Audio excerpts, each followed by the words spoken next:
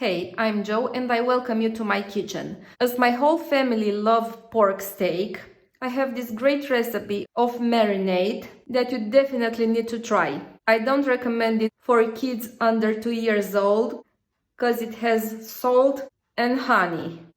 And as far as I know, it's better to not feed your kids these two ingredients till they turn 2. So, what you need for this marinade is 3 spoons of mustard, 2 spoons of honey, the juice of half of a lemon, garlic, salt, and pepper. What I'm going to do now is cut the garlic, then I'll smash it,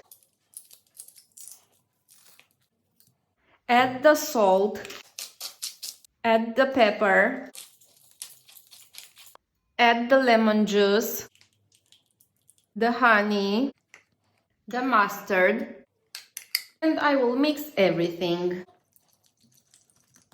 You know my saying that there are many great recipes for every dish, but the greatest are those who come from mothers and grannies.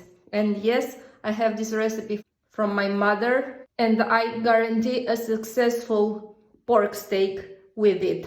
Subscribe for more recipes and turn on the notifications so we can keep in touch.